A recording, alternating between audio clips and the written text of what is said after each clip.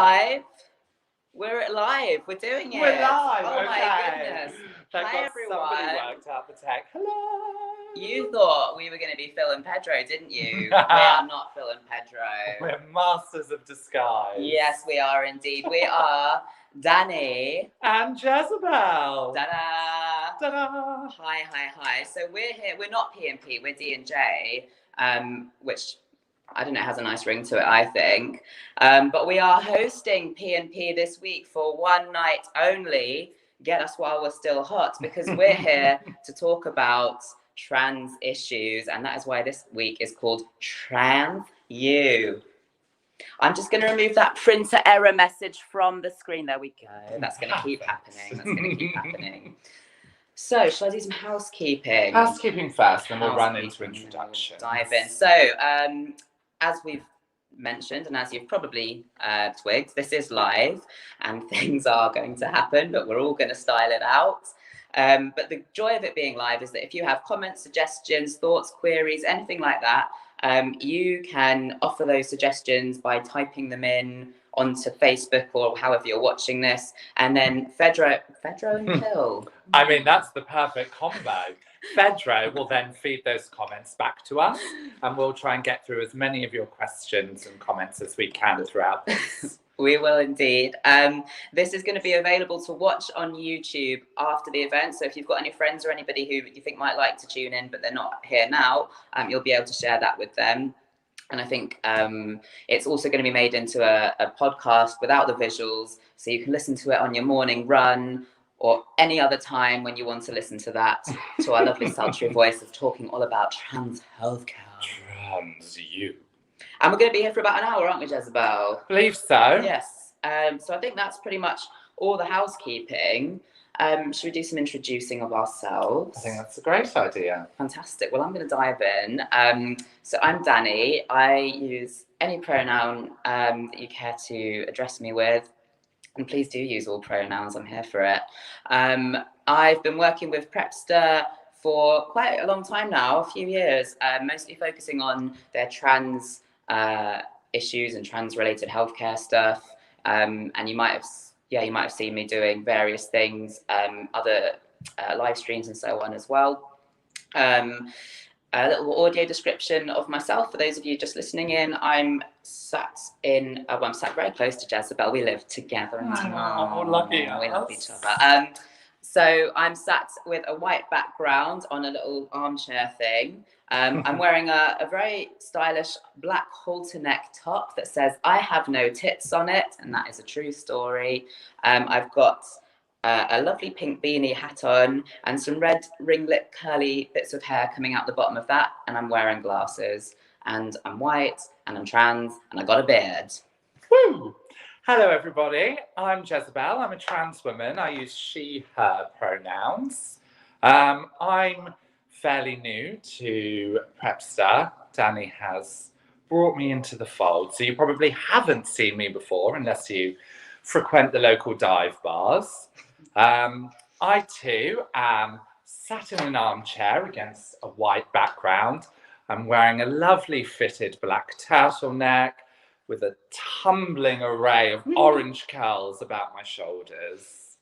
Fantastic. So now you can picture us, you can see us, you can hear us, and you can hopefully engage with us as we move through the podcast. Now, for those of you who've been tuning into P&P, you will know that this is a space where we talk about things that don't perhaps get discussed as much as they would like to be with regard to sexual health. And when we say sexual health, we don't just mean the absence of diseases or the presence of diseases even. We mean your physical, emotional, mental, social well-being, the whole of you that surrounds your sexual identity. And that's why we're going to be talking about broad sort of trans healthcare today, as well as accessing sexual health. So yeah, this is episode 5, isn't it? Is this episode 5 of 6? That's absolutely right. Yeah, thinking about all sorts of different themes that, as I say, just haven't really been discussed that much as far as we can tell by lots of sort of other sexual health organisations and so on. When Phil and Pedro first sort of approached us to kind of do this week's takeover, they sort of gave us a bit of free rein, and I think one of the things that Danny and I both felt very strongly about was alternative routes for people trying to access hormones or just transgender healthcare in general, and alternative avenues to the GIC, which is the gender identity clinics that the government and the NHS do currently run. Yeah, and both Jezebel and I have accessed lots of trans-related healthcare already, or well, varying amounts of trans-related healthcare already, and neither of us has yet access to gender identity clinic. Despite both of us being on the waiting list now for 4 years for me. 4 years for me. There it is. So yeah, we're going to share some of our experiences, and we're really, really thrilled as well that we have two wonderful guests coming to join us later on in this podcast, or very soon in this podcast, I think. So stay tuned for that. Well, are we ready to introduce them now? Oh, absolutely, yeah. Okay, let's just crack on, shall we? Great. Do you want to go first? Absolutely. So, our first guest is Dr. Soucek, or Tara. She is the consultant for 5060, and she won a Trans Healthcare Award from the British Association of Sexual Health and HIV in 2019, and that was really in recognition of all of the amazing work that's going on at 56T, which is the dedicated trans healthcare section of 5016 Street. So that's a brief introduction to Tara. And there she is. Welcome. Hi, guys. Thank you for being with us. Thank you so much. Oh, my pleasure. Really excited to pick your brains shortly. Before we let you introduce yourself, Tara, we'll just bring on our second guest, who is a dear friend of mine, someone very important to me. This is the wonderful Zach. Zach is I've written down the word wonderful. I've underlined it several times, so I'm going to say it again. Zach is a wonderful trans masc person, activist, care and support worker, one of the most resourceful people I know in so many areas of life. He's going to share some of his experiences of accessing healthcare through non-formal and non-traditional routes, which I won't say any more about now because I'm sure he's going to do that in a bit. There he is, popping up on stage. There's Zach, everyone. Hi, Zach. Hello. And thank you so much for joining us as well. Really excited to hear about what you've got to offer us as we move through the questions in the interview. So yeah, brace yourselves for that. Our wonderful guest, do you want to take just a moment to introduce yourself and hopefully give just a little brief audio description of what you look like for people listening in? Tara, would you like to go first? Sure. Thank you. Yeah, my name's Tara. I'm one of the doctors at 5016 Street.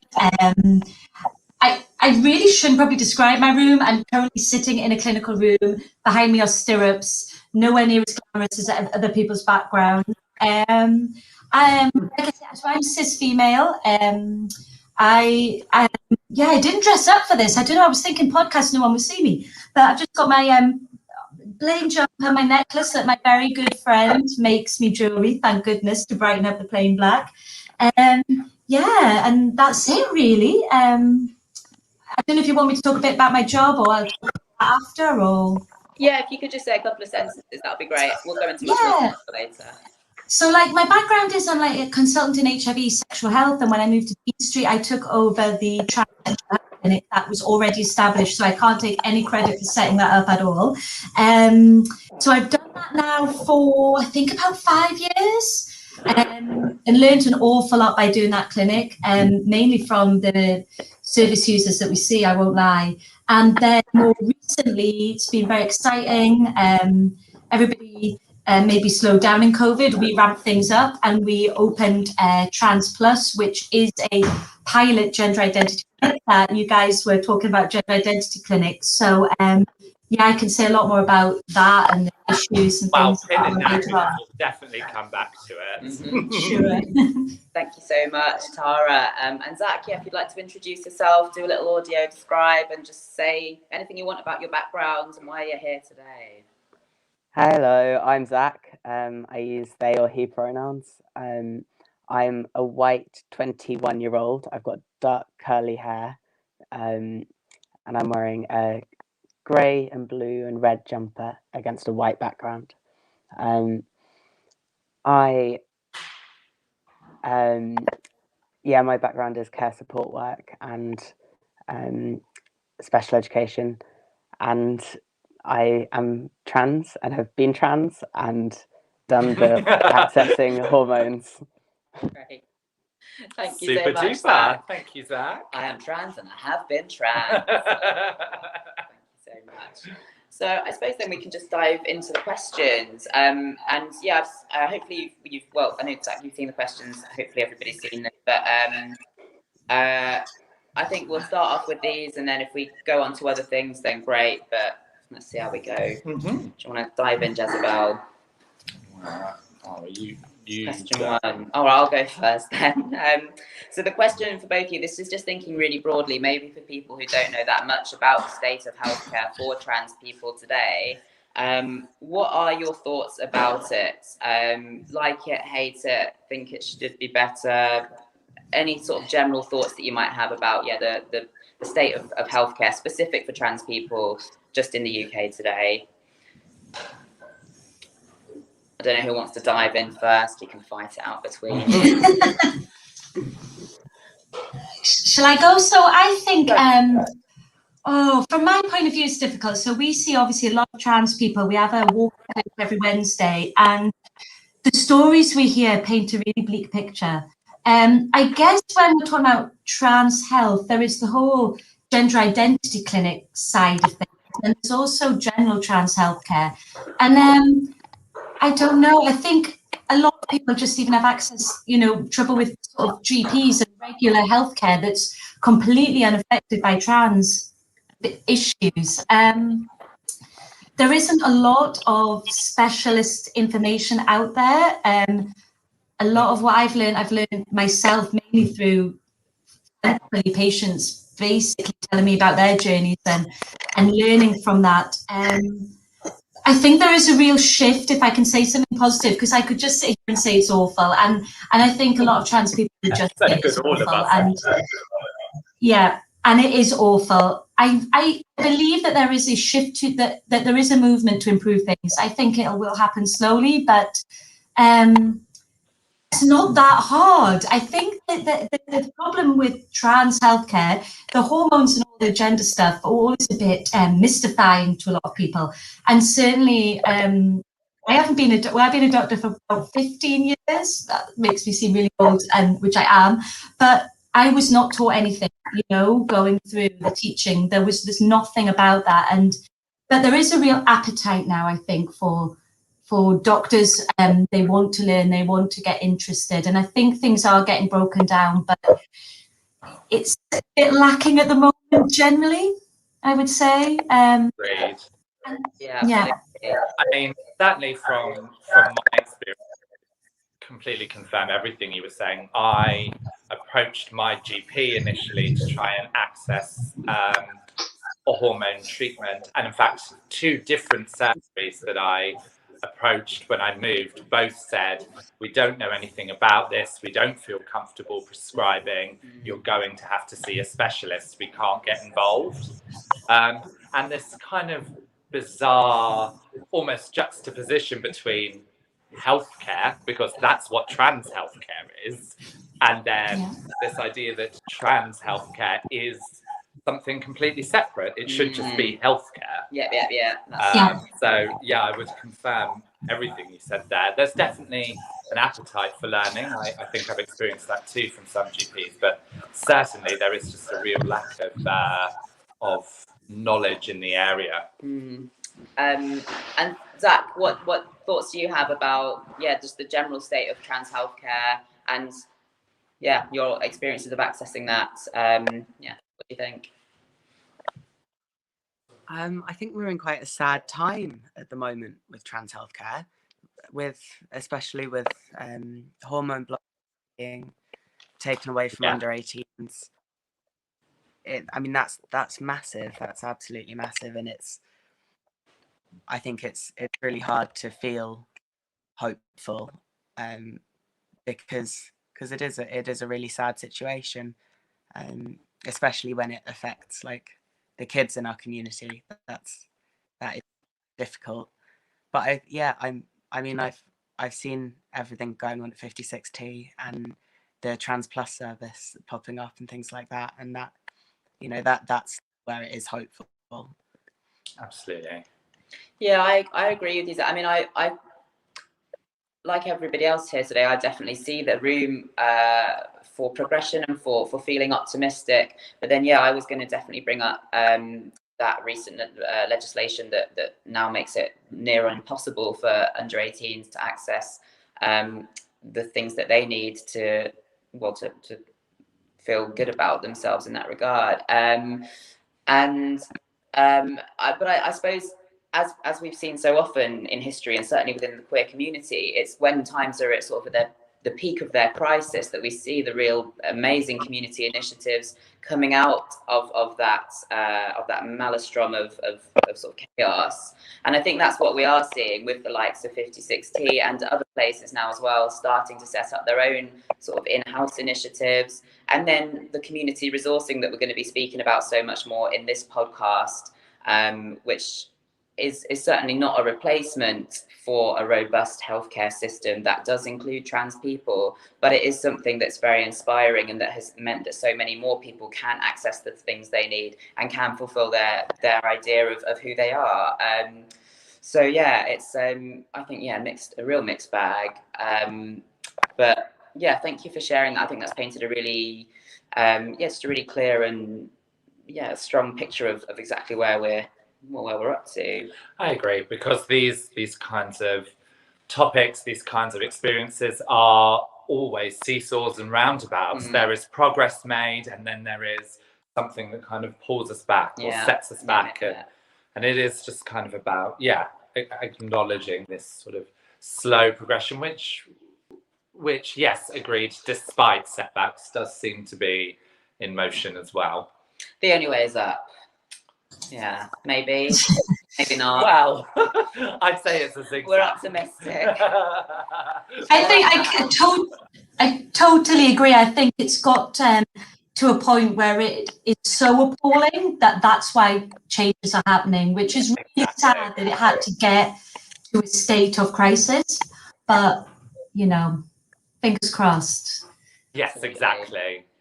So Zach, I'm going to come to you with the next question, which is sort of from your personal experience and just about when and sort of why I feel like you first decided you wanted to access trans and gender affirming related healthcare. What did you do about that? What was your expectation, and what was your experience compared to that expectation? So I first went to the GP when I was 13 about trans stuff, and I just said to him, hi, I'm trans, I need to be referred to a gender identity clinic. Can you do that? And he went, absolutely not. No idea, can't do it. So I went back the week later with all of the guidelines to show him he could do it. And then I got put on the wait list, and I was seen at the Tavistock in 2015. So I was 15 at the time. So that was a 2-year list. And, you know, a combination of factors that were outside of my control, like physical illness and just the appointments, like they want you to always have 2 parents with you at an appointment. It's not realistic. And, you know, things like that just meant that it really wasn't working for me at Tavistock. I didn't get any hormones or any hormone blockers or anything at all from them. And I found the appointments excruciating. But yeah, that was the first. And did you have 7 years? Did you have like an expectation going into it of what it was going to be like, or was it just sort of a big unknown for you? No, I mean, I was expecting better because I had lots of trans a few years before and been through the system. And I think when I went in, it was at the point where it was completely starting to crumble. And I think, I think I kind of, like a few people, just really slipped through the net. And because there was very set pathway we had to follow that included hormone blockers, which I wasn't able to have because of my physical health. So that pathway was just like, well, there's nothing we can do then.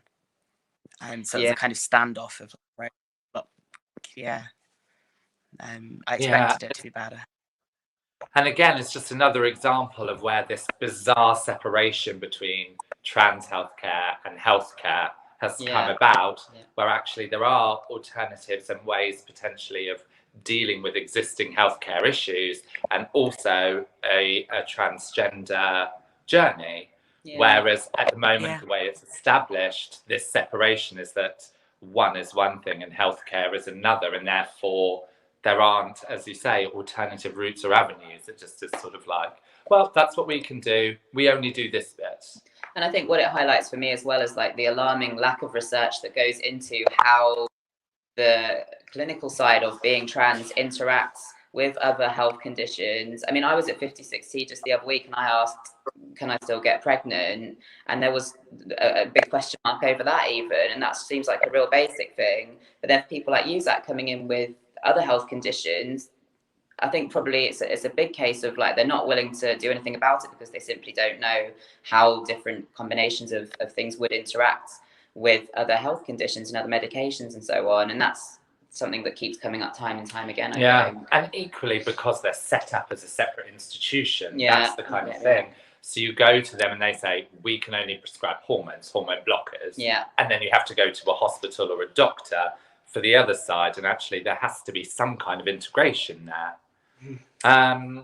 Thank you for that, Zach. We're going to talk more about what you did next in a few questions' time, so hold that thought. But Tara, I am going to come back to you. I want to, I guess, similarly, and also you've touched on some of these things already, but how long have you worked in a sort of trans or gender-affirming healthcare setting specifically? And again, what sort of expectations did you have when you moved into that field, and how have they kind of matched up to your lived experience, I guess?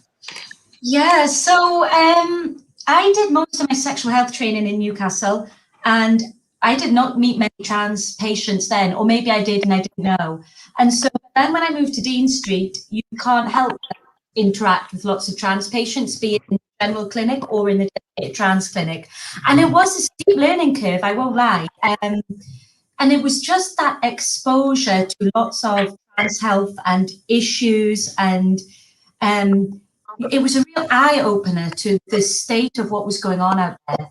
And initially, what was so heartbreaking was people would come in desperate, but because, exactly like you're saying, trans health was so separate from everything else, I couldn't do very much. I really couldn't do very much. So all I could do for people who were desperate to get hormones was, see if I could get the GP on board to help out. And sometimes they did, sometimes they didn't, so it was a bit of a mixed bag.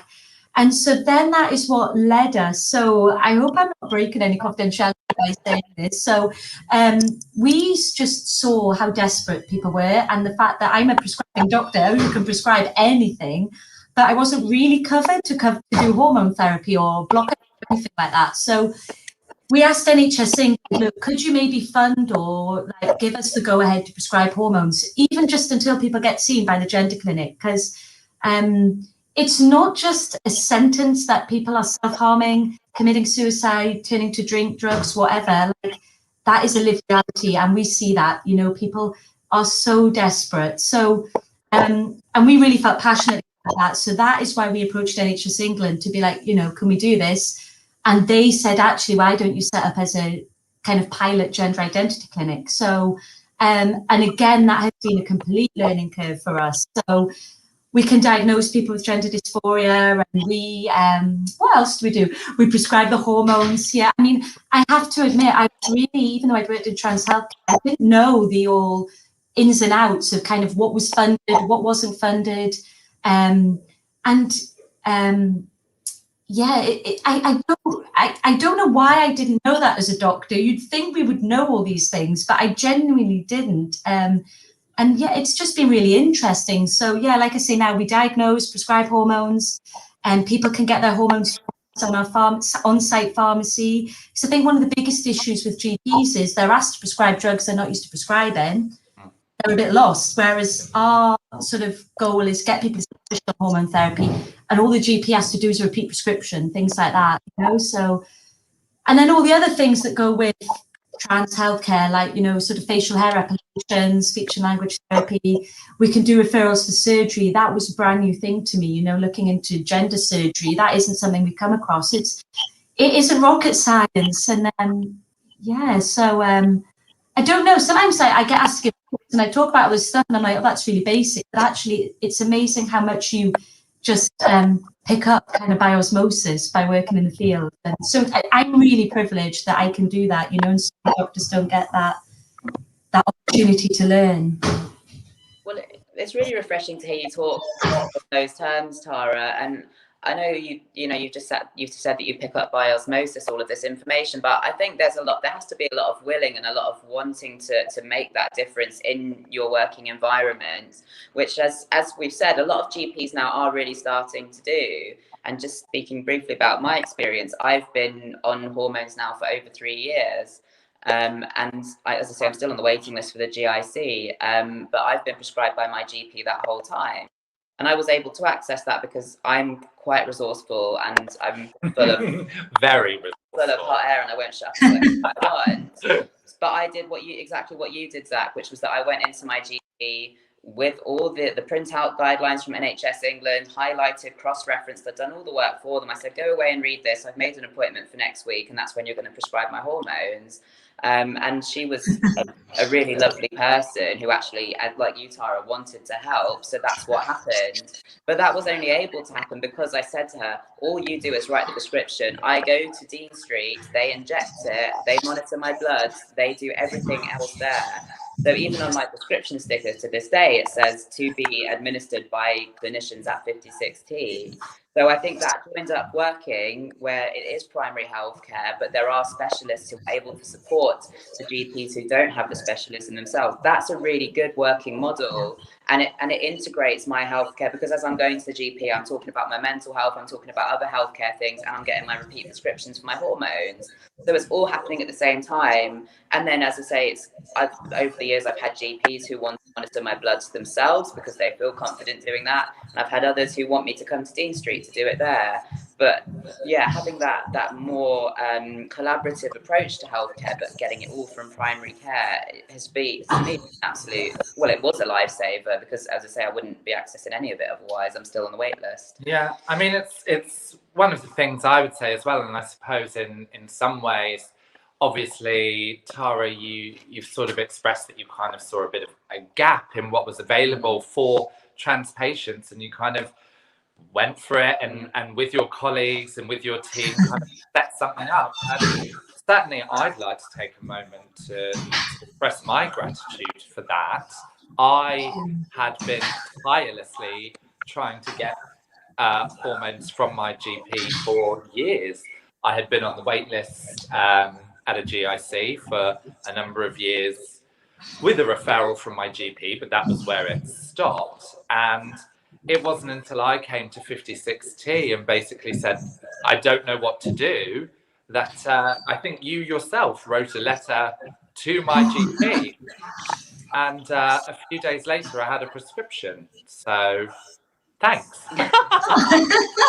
Oh, my pleasure. Thank you. And let me just say that although I'm the one here speaking, there is a huge team of us doing this work. It's not just me. So, yeah. So it can happen. And I think that's what we want to really highlight in this podcast, is that if you are someone who's struggling to access the GIC, there are other ways. But we're going to move just aside. Bully your GP. Bully your GP. That is a really good way.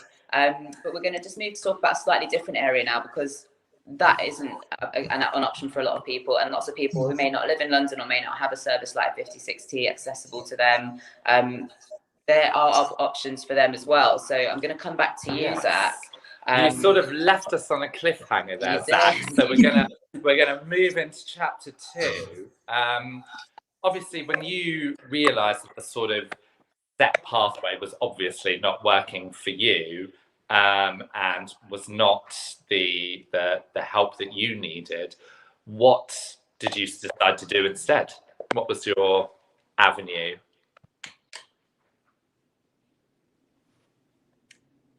Oh, have we frozen? Oh, have we all frozen? For me, my first thing, because Oh, no. are we back?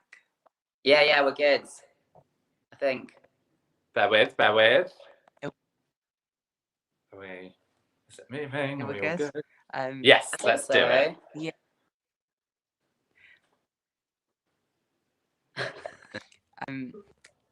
First off, I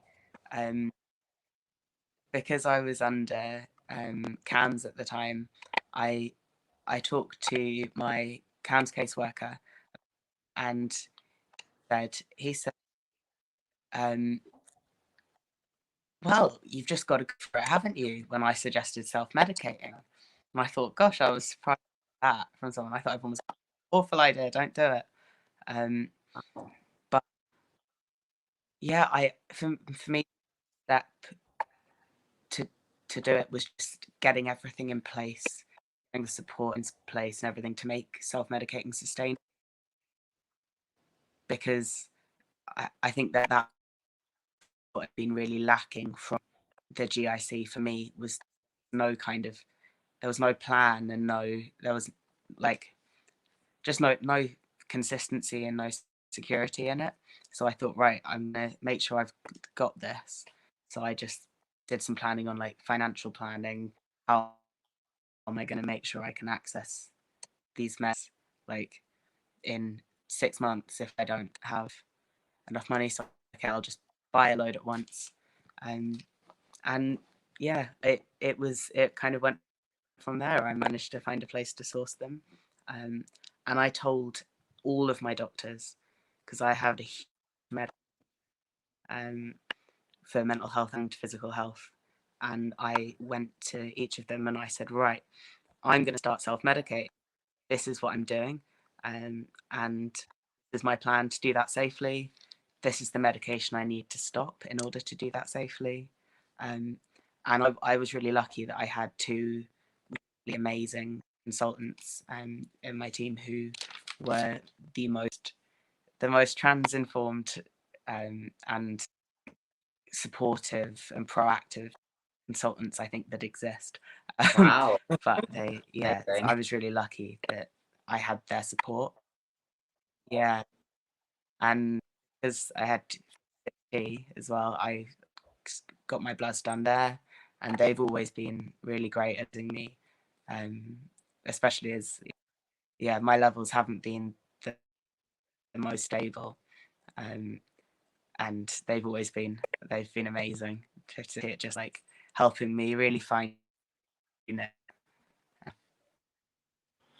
And was it that team who kind of talked you through the correct dosages, the correct sort of repetition of doses, those sorts of things?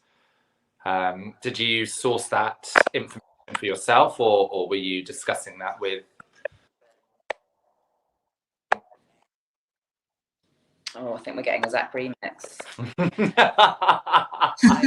So I did research, but most.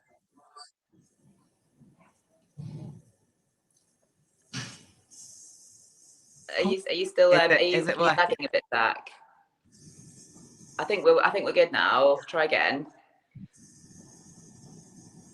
I'm lagging. Slightly, but I think it's all right.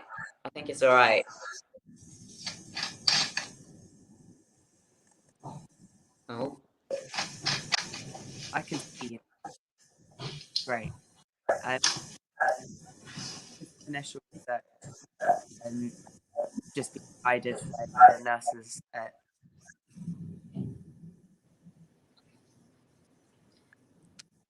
Oh, I missed that completely. Yes, I did as well. That's all right. We'll dive back in with it. Is what we'll do.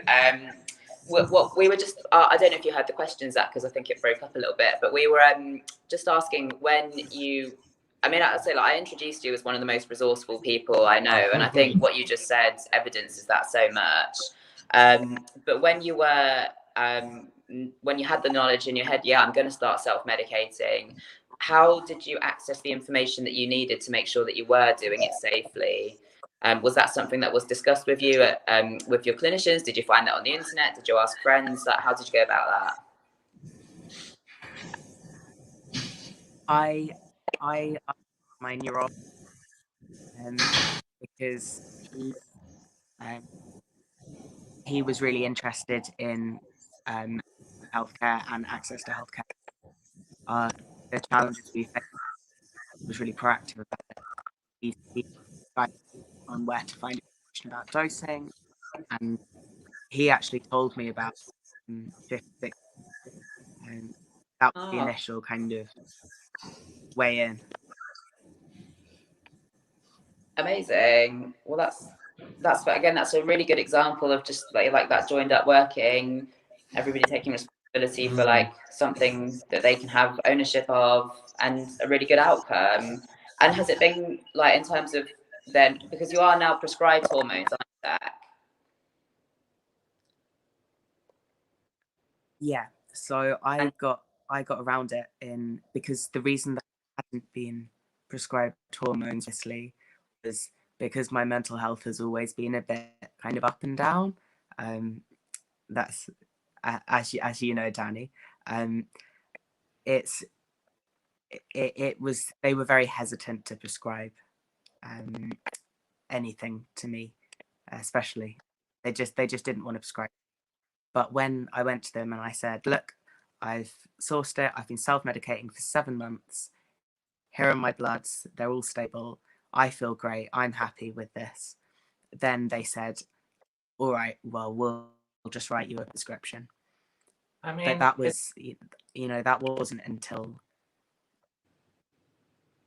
I was just going to say, it's interesting that you talk about having sort of mental health issues prior to prescribing, and therefore some kind of reticence to prescribe for you. I guess my curiosity was, as a result of not being prescribed, what kind of implication did that have on your mental health? And actually, of course, that's a case-by-case scenario, but do you think them not helping or not prescribing actually have more of a detrimental impact on your mental health than had they actually prescribed and tried to bridge that journey with you? Definitely. I've said before to people that it felt a bit like a kind of punitive cycle.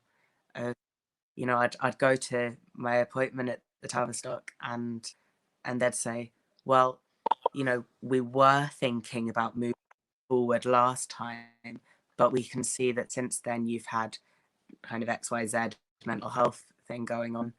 So we need you to do another 10 sessions of counselling, or, it just, it felt like jump through more hoops. Became a bit, yeah. And then you get people kind of trying to make sure that their CAMHS team aren't linked with, or their mental health team with, because they don't want the GIC to know because they hold you back. So that thing again of separating healthcare, and your trans healthcare can't be linked, then that doesn't make any sense.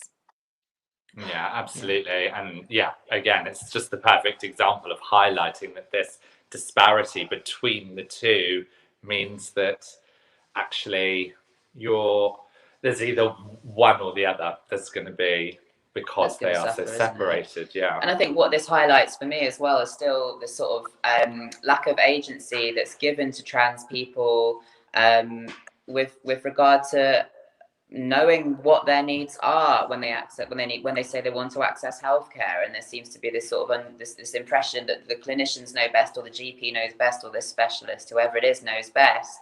But actually, and I'm sure all three of us have been in this position, we've been sat in front of a GP or anyone who could prescribe the very thing or make the very referral we need to feel good, to alleviate whatever, a huge section of our anxiety that we live with on a day-to-day basis, and so on and so forth.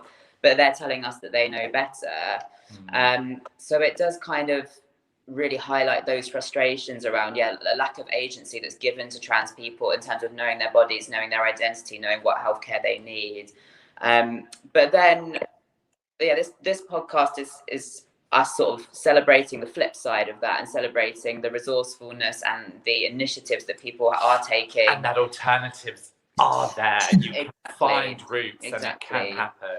I mean, I did just really want to quickly come back to you, Tara, just sort of from a clinical point of view, really quickly, what you'd like to maybe say about self-medicating. Is there a way to do that safely? What are the sort of pros and cons, essentially, I guess, from a sort of clinical point of view? There's a lot. I mean, I guess it makes me sad that anybody even has to consider self-medicating, but I know we're not solved that overnight. I know certainly for us, we want people to be honest. We want people to tell us what they're taking and where they're getting it from, and we won't judge anybody for that. Is there a safe way? Yes, it's complicated. I hate that we direct people to buy things off the internet, especially when they're drugs that are really relatively cheap in terms of the NHS. In an ideal world, you would do what Zach was doing. If you can get blood tests before you even start, and then we say every 3 months for the first year till things are stable. As a boring doctor, we are obsessed with safety, and I think a lot of trans people are obsessed with levels. I think there's a lot of obsession about levels. I kind of don't like hormone levels. It's more like, how do you? What I care about is that you're physically safe, because I'm boring. But equally, the other thing is, how do you feel? Regardless of the levels. Like, do you feel good? Do you not feel good? My estrogen was 500, now it's 300. But do you feel good? Do you feel happy? And there's a lot of information out there, a lot of information on the internet about different what to do, what to take. Some of it is spot on, some of it is not always. And it's quite hard often to pick apart what is helpful and what isn't. We always say go to NHS websites, the endnhs.uk or whatever, but actually, is there anything out there written for trans self-medicating? No, from an NHS perspective. It just makes me sad. It makes me sad. I guess the safest way to self-medicate, if you're going to, is discuss that with the GP, with what you've got, what you're taking, allow them to do blood tests, but that isn't always possible either for people. And we talk about, obviously, you can come to us, we can do your hormone levels and all your safety bloods, like your liver function and all that. But it's so difficult because people outside of London, may not have access to that service. So, very, very tricky. And I guess my question would be, if a GP is supporting somebody self-medicating, then why not just prescribe it? So well, it's a bit, talking about what we're talking about here, we get. I think 50% of my job is dealing with GPs or about people who haven't been seen yet and questions around hormone monitoring. So, which is great, but I think there needs to be more resources like that available to other people all over the country. If you can't get regular blood tests, but where? I get that. I too totally understand that.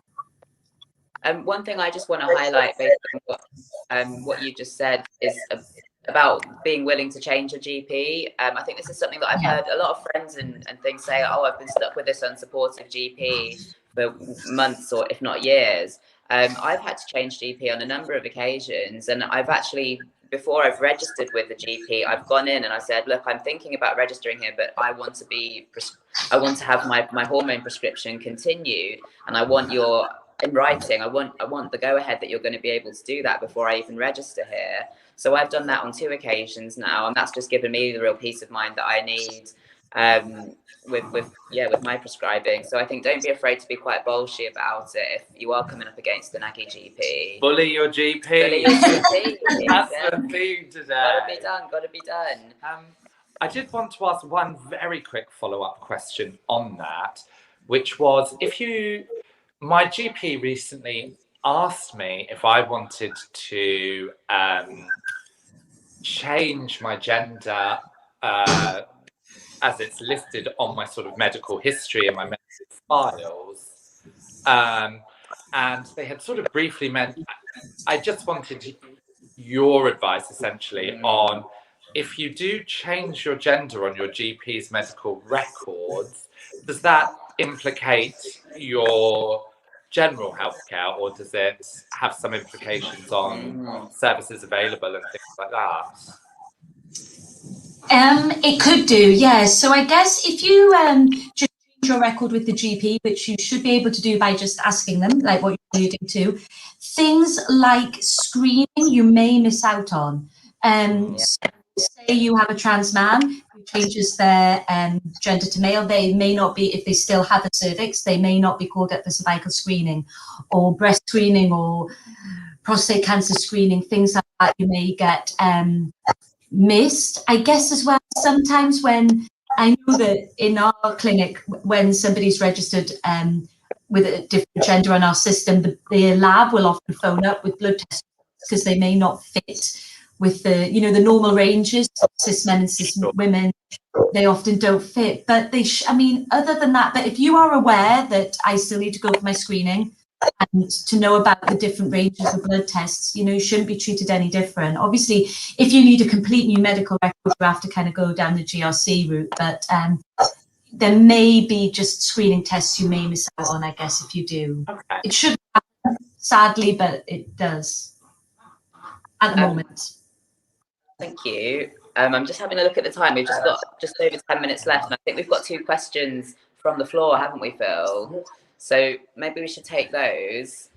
So the first question, yes, very good question. So the first one is, do you know if hormones being used are tested? What is that all that says? Yeah. Are tested. What does that mean? As in, have the hormones been through medical trials? Have they done? Okay. Have they done right. long-term human studies or something like that? Yeah, good question. Yeah, really good question. Thank you, submitter. I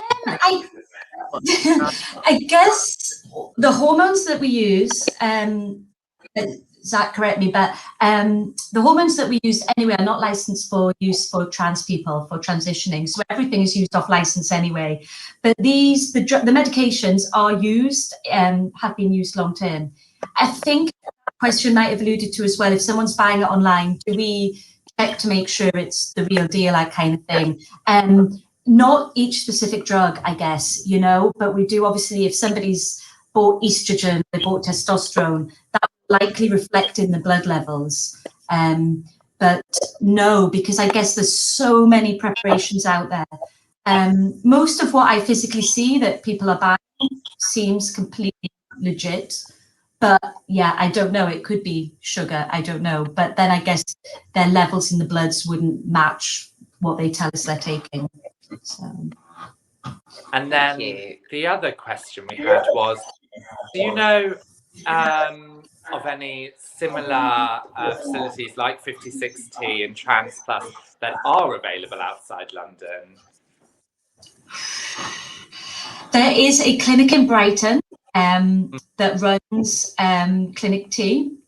I think, and there will be other trans services, I guess, but probably that doesn't do as much as what we're able to do. In terms of, can patients go and get hormone bloods monitored in sexual health clinics? Not normally. I know Manchester are setting up a trans sexual health service. I guess it is difficult because it's all about, like talking about completely unjoined up care. We're not sort of committed to provide this service. I'm very lucky here at Dean Street with our management, and they will support us. And we're like, no, we need to do this. This is an important health issue. And we go ahead and do it. But that's kind of what Dean Street does. We see a problem, we want to fix it. I think there's a lot of bureaucracy and red tape. So even though a lot of clinics I know probably want to provide what we can provide, they probably are hitting red tape. But I know the clinic in Brighton does, and the Manchester clinic's in the process. Because I've heard rumours that there are going to be sort of 6, I believe, kind of flagship transgender healthcare centres coming up around the UK. I guess in a similar vein to what 56T is doing. I mean, can you verify that for us, or do you either of you have any information about that? So in terms of the pilot gender identity clinics, yes, the plan is to have a heck of a lot more. Because NHS England, gosh, I'm speaking on behalf of them, they probably tell me, they are aware of this. I'm probably going to get wrong and be like, why did you say all of this? So they are aware of the problem and they are setting up pilots. So there is our pilot in London. There is a gender identity clinic opened in primary care in Manchester, Project Indigo. There is a project in Liverpool. I believe one opening in Brighton. I believe one opening in the east of England. I want to say Norwich or somewhere. So my gut feeling is that you probably say too much, that when we show that it's actually not as complex rocket science, my hope and I envisage that a lot more gender identity clinics will pop up. Okay. They will pop up. Well, there you go. There's that ray of light. Just one more question that I wanted to ask, I guess, to Zach. Is about, so we've been talking about like community resourcing a lot in terms of a clinical like framework, but Zach, I would like to know like what your thoughts are about community resourcing for like all of your well-being, because I know you do lots and lots of different things that support you in your transness and just sort of generally. So just for people listening and watching, what are your sort of thoughts and top tips about like really drawing on the resources of your community around you to just boost your well-being and get you through those tough times, and also celebrate the euphoric times as well, because those are just as prevalent and probably more important.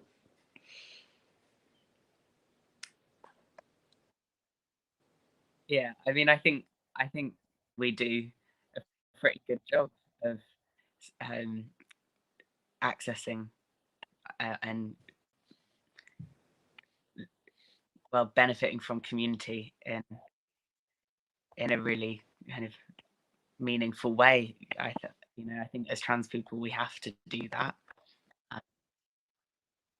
There's there are lots and lots and lots and lots of different groups and services out there, but like also it's the kind of interpersonal relationships, and I think 56T, one of the best things about it, especially through COVID, has been that it's been a bit of a nice time to like just chat and meet people, and I think that's very true. That's community. Well, the hangouts, are just as important. Zach, didn't you meet Jezebel at 56T for the first time just in the waiting room? Absolutely, yeah. We all met each other there, didn't we? No, I absolutely agree. And that takes a certain level of bravery, I think. But to people listening, I guess, who do want to access that kind of community side of things, once you are aware of a safe space, it does pay to be brave and kind of introduce yourself or integrate yourself there, because honestly the benefits you can draw from like-minded people are kind of, I mean, they staggeringly can outweigh the negative implications of what transgender people go through. So I would really encourage that kind of bravery if you can summon it. It turned my life around. Really lovely thoughts to sort of start thinking about closing up on today. We've got just under 5 minutes left, I think. Tara and Zach, did you have any other thoughts or anything we haven't talked about that you just wanted to drop in at the end before we start to wrap it up? You don't have to. Yeah, you might not. No. We've covered a lot. We're very good at that. I feel a bit. I feel sad, when Zach was talking about, appointments were excruciating, and we know that a lot of people don't tell us the truth, and Zach was talking about not wanting to talk about mental health in case that impacted on hormones, and I feel really sad that this has been trans people's experience of healthcare. I kind of want to say sorry. I really mean that. And I know that I know that this is happening, but I hope that we can do better. As a profession, I hope we can do better in the future. Well, so sweet, but thank you. But also, I mean, you're one of the people who's making the profession do better. So, Yes, exactly. I'm not going to clap because it will be weird on Zoom, but we are. We're doing it like signing up to you, because honestly, I think if this podcast has shown anything, is that all three of us, trans people here, who've accessed healthcare in three very different ways, have come to 5016 Street and have used pretty much everything that there is to use there to help us get to where we are, and we're now these sort of really super hot, confident, sexy trans people just living our best lives. And so paving the way. Exactly. Zach, did you have any final thoughts to share, or have you done everything? Yeah, I look for just the two things that we in trans healthcare is kind of main a sense of kind of hope and empowerment. That's what like initially through self-empowerment to kind of access the health that I wanted to access and to make the changes that I wanted to make. And I think one of the best things about 56T is that the service there kind of facilitates that empowerment, and especially with the Trans Plus, that's kind of brought a lot of hope, hasn't it, to people who were on waiting lists that were never ending. You know, I think absolutely. Yeah. Thank you, Zach. I think that's nice, lovely, really lovely to end on that message of hope. And I think there is a lot of hope that we've taken from this podcast. Absolutely. So I think, well, just to round it off, we wanted to end. Well, I had a thought that basically so many conversations about trans people are very much centered on clinical stuff and healthcare and biology and all of that stuff. So I just thought it would be nice just to round it off if we all share something about one of our interests or something about ourselves that's actually just completely unrelated to being trans or working in a trans setting, or like that actually just gives us a sense of being holistic individuals. So I just wanted to share with everyone watching today that on top of being a super hot, confident, sexy trans person, I am also self-declared Balcony of the Year for Tower Hamlets, because I am growing so many vegetables at the moment. If you thought the Hanging Gardens of Babylon were impressive, wrong. The Hanging Gardens of Tower Hamlets. There we go. So I am super hot, sexy trans person and gardener extraordinaire. Wow. Boom. I'm a super hot, sexy trans person also. And sort of unrelated, sort of related. I recently told my agent about my transition and about being on hormones and the progression I wanted my performer's career to go in. And I have been overwhelmed by the number of opportunities that are out there for trans performers at the moment, in a lot of positive storylines, a lot of trans unrelatedness, just roles where they want to promote trans performers. I mean, I don't think I've ever been offered as much performance work as in the rest of my life before coming out and saying this to my agent. So there's a lot of performance and exciting artwork available and out there for trans people. So if you are a performer, let them know. Now is your time. Fantastic. And also I'm a sexy, hot, super sexy trans person. Important to keep coming back to that. Tara, do you want to throw us your untrans related joyful facts? I'm not super hot, sexy, or trans. No. It's not trans, thank you. But, no, No, I'm a doctor. Like, I won't lie, we're quite boring. I'm like not a boring doctor because I do like we spend a lot of time in work. Well, I don't have. Thank God you haven't been boring tonight. You have not been boring tonight at all. No, I've no special talents, no special skills. I don't cook. I can't clean. I'm not a gardener. No, I'm not domestic. Maybe that's my special skill. I'm completely. I was going to say, all of this makes you sound. And look at you. You're here. You come to work every day. You're dressed. You're racing it. You're acing it. Well, thank you for owning yourself so celebratorially. Zach, my darling, anything from you? I'm sure you. Well, I know there's lots from you, but pick one.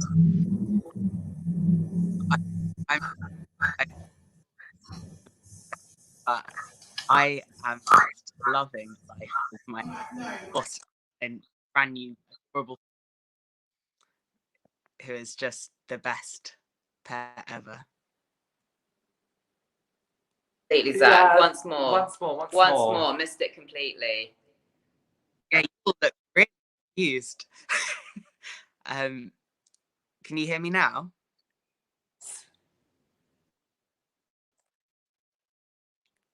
I've got a foster cat and it's making me very happy.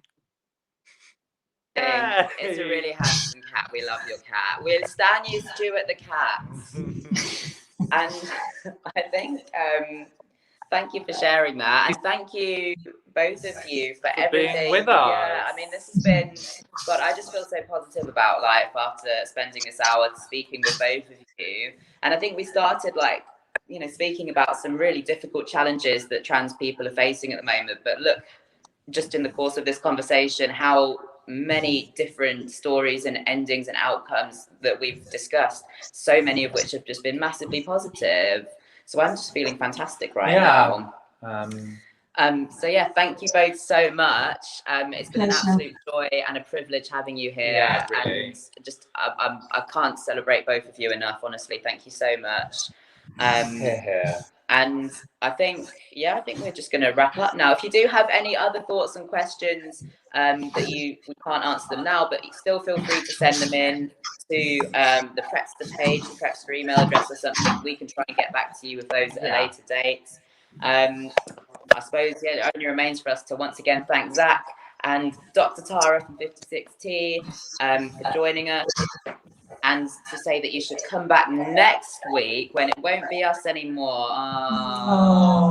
It'll be Phil and Pedro, who will be talking about PEP. That's not prep, but PEP, because they're both very peppy individuals. So that's going to be a real treat. Real treat. Anything to say, Jezebel, before we wait out? What are my thoughts? In summary, based on everything we've discussed today, I want to do something about the separation between trans healthcare and healthcare. That's going to be my personal goal. I'm excited about that. The other major lesson I've learned today is bully your GP. It works. Tara will help you. And thanks very much for being here, all of you listeners, all of you guests. I hope we've been informative.